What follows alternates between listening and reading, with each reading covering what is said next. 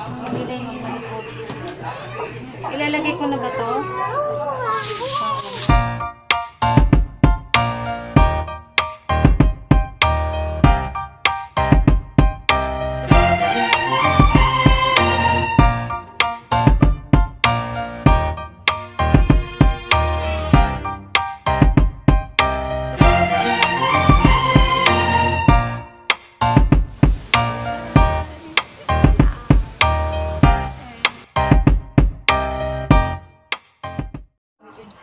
Hi guys, ayan, this is our first bleach. Pero hindi ko na tatapusin guys yung video na to kasi mali kasi yung pagkakatimpla ko sa bleach. Mas marami yata akong nalagay na oxidizer, so hindi talaga siya kumulay agad. So ginawa namin after kong palagyan kay ate ng lahat ng buhok ko ng bleach na yan, pinapatungan ko siya ulit.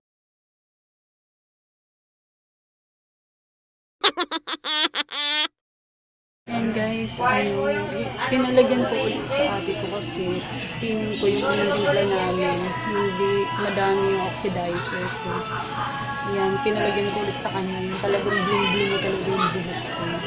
Parang mag-light na talaga siya. Kulay na siya ng bongga. So yun guys, palubat na ako. Balik na lang ako pag nabanlawan ko na siya. Kasi kapag hindi pa rin siya light na light yung gusto ko yung kulay, bukas mag-bleach kami ulit. So yun guys, bye muna. Update ko kayo pagtapos pag nabanlawan ko na siya. Bumili pala ako ng Olaplex. Ito yung number 2, ito yung number 1. Yung isang buo nito, yun yung naubos ko. Hinalo ko siya sa kasi maganda daw ito yung ihalo sa mga chemicals. Yun nga, yung mga pampakulay, tsaka pang bleach. So, yan, tinry ko siya kung talagang maganda talaga siya. Kung hindi talaga mag-damage yung hair ko. So, yun guys, update ko ulit kayo. Bye-bye. Yun guys. Ito na yung second. Ate! Papasilipan. Pansin nyo rin siguro na hindi siya masyadong naglay kasi anong oras na rin kami nag-start kagabi ni ate, kaya sabi ko bukas na lang i-bleach na lang namin ulit. So yun guys, yan kinabukasan doon namin ginawa yung pangalawang bleach. So yan guys, panoorin nyo lang po. Pansin nyo maninipis na yung ni ate sa mga buhok ko. Yung bawat nilalagay niya maninipis na kasi yun nga yung sinabi ko sa kanya, maninipis na dapat kasi para pantay-pantay din talaga yung Pero since mali din talaga yung naumpisahan namin guys, mahirap na rin kasi habulin lalo na si ate. Hindi talaga siya marunong din kasi sa mga ganyan. So parang ako lang yung nagsasabi sa kanya kung anong gagawin niya. Since yun nga, mali ngayon na umpisahan namin, baka medyo mahirapan na rin kaming habulin ito, pero tatry pa rin namin kung para maging maganda yung kalabasan. So yun, parang in-advise ko kay ate na yung mga dark, yun lang muna yung lagyan niya. So susundan na lang namin yung mga light na ganyan kasi kailangan habulin namin kasi diba guys, ayan tingnan nyo, may mga dark pa talaga siya, diba, may mga itim pa, so hindi talaga pantay. So yun guys, parang advice ko lang sa inyo, kapag magbe-bleach kayo dapat bago kayo magsimula, alam nyo na yung gagawin nyo, dapat marunong na rin, parang yun ba, parang may knowledge na talaga kayo sa pagbe-bleach para maganda rin yung kalabasan guys. So yun kasi ako, no choice din talaga ako, nakasuyo talaga ako sa ate ko kasi nga, hindi ko rin naman kakayanin kung sa sarili ko kasi hindi ko rin nakikita sa likod. Okay lang sana kung sa laylayan lang, pero lahat kasi ng buhok ko pinakulayan ko hanggang roots. So yun, mahirap din talaga. Guys, ito na yung pangalawang bleach namin. O diba, nag-light na siya. Excited na ako para sa hair color. So guys, papatuyuin ko muna siya tapos papalagyan ko na ng hair color. Ito yung pamangkin kong gusto rin mag-vlog. Sabi mo, hi guys! Welcome back to my vlog! Bye guys, papatayin ko muna to guys, tapos sunod nag-hair color na ako. Mamaya i-video ko na lang ulit. Bye bye! So yun guys, sa hair color na kami. Bali, naglalagay na si ate ng hair color sa buhok ko. Yun guys, excited na akong makita yung result niyan dyan. Bali, gusto ko nang paanda rin yung O di parang i-fast forward yung mga nangyayari para makita ko na yung result. Tagal ko na rin guys, gusto talaga magkulay ng buhok. Naboboard na ako sa itim lang yung buhok ko. So yun guys, talagang nagkaroon ako ng pagkakataon. Ano, talagang go go go. Guys, tapos na po kami sa hair color. Bababad ko na lang to ng mga isang oras. Ito yung huling part na nilagyan ko kaya medyo yellow pa siya. So guys, yung kulay pala na ito guys, silver ash. Yan, silver ash. Hintayin lang natin. Mukha ko nalagyan na rin. Okay lang yan. Basta maganda yung kulay. So yun guys, may update ko ulit kayo guys kapag nabanlawan ko na to guys. Ha? So yun guys, balik ako mamaya. Bye bye. So yun guys, nakababad pa rin po yung video. May mga dilaw-dilaw pa siya. So, hintayin ko pa siyang kunti pa na nakababad sa ulo ko. Sa mga dilaw. Yan, pansin niyo po siguro na hindi ko sinasabi kung ilang oras ko siya binabad, ganun. Kasi hindi po talaga ako nag-ooras. Bali, chine-check ko lang po yung buhok ko kung okay na ako dun sa kulay, ganyan. Kung kumapit na ba, ganun. Okay, so, yun guys, this is my final look. I mean, di ba nagkulay nga kami. So, nag-bleach ako. Tapos, ito na yung kinalabasan niya. Kahapon kami natapos, hindi kasi ako agad nakapag-vlog kasi gabi na rin kami natapos. So, yun, hindi na ako makakapag-film kasi nun kasi yung anak ko inasikaso ko na yun. So, yun guys, hindi na ako nag-ayos pasensya na kasi basta yun, papakita ko lang naman kasi yung itsura ng ginawa naming pagkukulay, tsaka pag-bleach. Kaya hindi na rin ako nag-ayos pa. Kasi buko lang naman yung papakita ko. So, may mga brown siya guys. Siguro dahil sa pagkaka-bleach. Pero yung talagang color na gusto ko talaga is may pagka-gray, may pagka-ash. Ganun. Silver, ganun. Kasi yung binili kong color, silver ash talaga yung color nun. So yun guys, haliwanag ko lang. Diba nakikita nyo dito, meron siyang gray or silver ash, ganyan. Tapos dito may mga brown. Hindi siya pantay-pantay guys kasi hindi kasi pantay yung pagkaka-bleach. Nung una kasi, may mali din kasi ako yung sa timpla ko. Kasi hindi kasi ako talaga nagsusukat na, wala akong panukat or hindi ko na sinusukat, tinatansya ko lang talaga kasi yung pag-mix ng bleach powder tsaka ng oxidizer, pati yung pangkulay. Yung pangkulay naman kasi hindi naman siya mahirap kasi yung pangkulay hahaluan mo lang talaga yun ng oxidizer, hindi katulad ng bleach pag magbe-bleach ka kasi dapat meron talagang sukat yun. Pero ako kasi tinatansya ko lang talaga.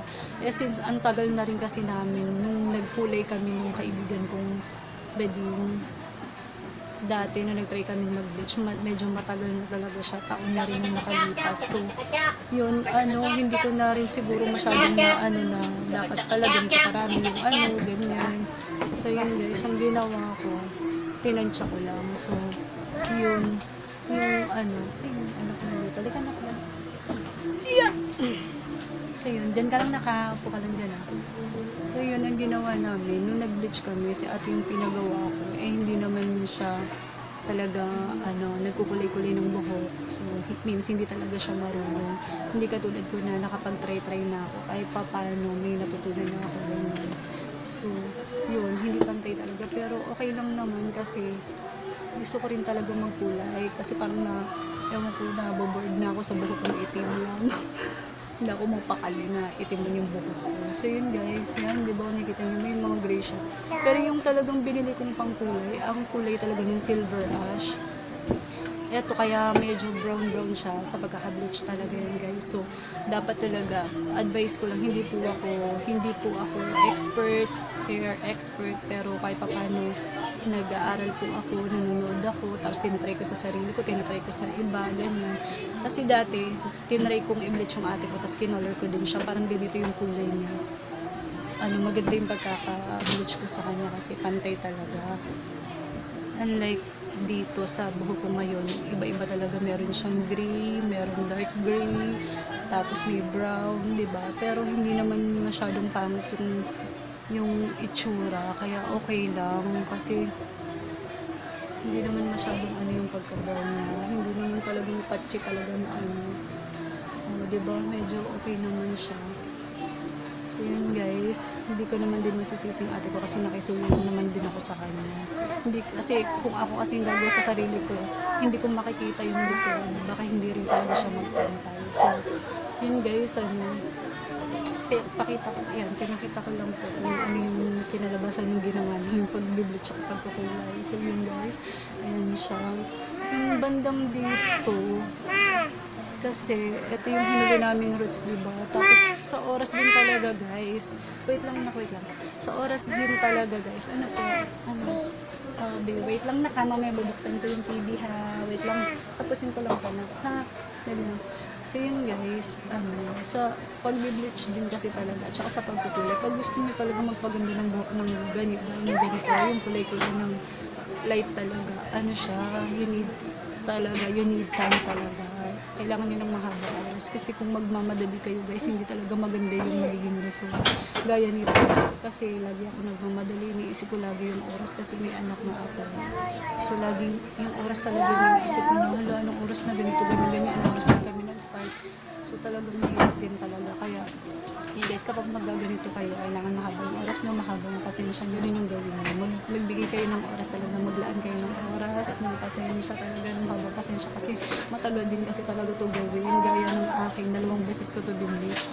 So, sa pag-apply pa lang, diba? Tapos, bababad mo pa ng isang oras or depende kasi guys, hindi ko talaga inarasan yung akin kasi ako tinitingnan ko siya kung okay na ba yung kulay tsaka ko babad naman, hindi ko na siya inaarasan, tinitingnan ko na lang sa buhok ko kung okay na ba yung kulay noon, ganyan.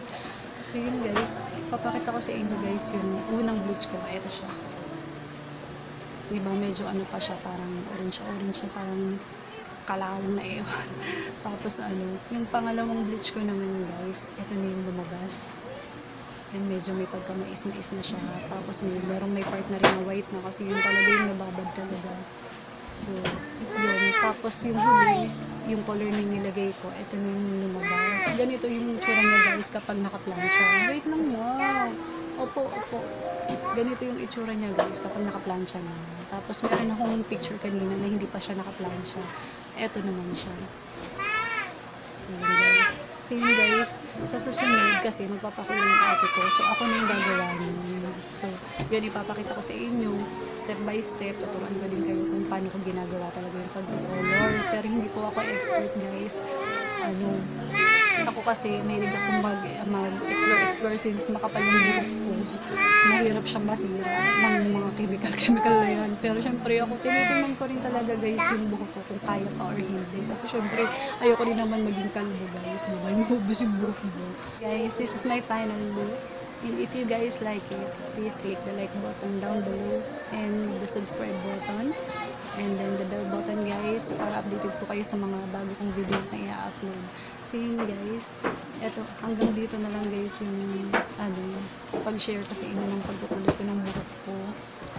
Ang gusto ko talaga is silver ash, may pagka-gray, ganun, may pagka-ash. Yun yung gusto ko talagang kulay, yung parang kay Jimmy na.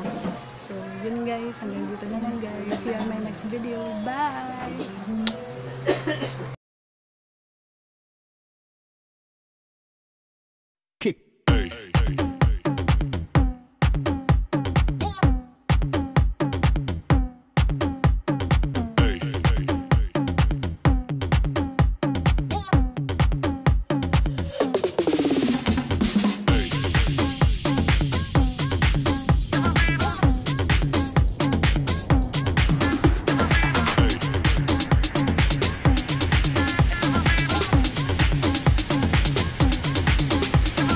Everybody shake it, baby.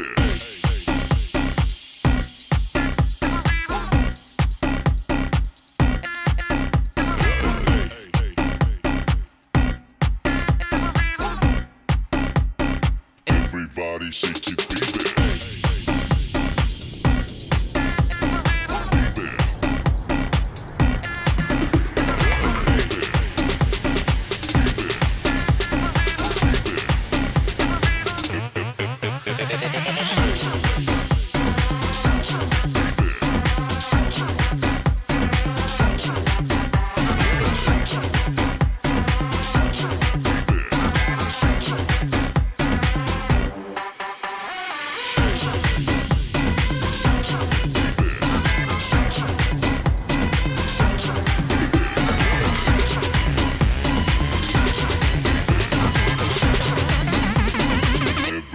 shake it, baby.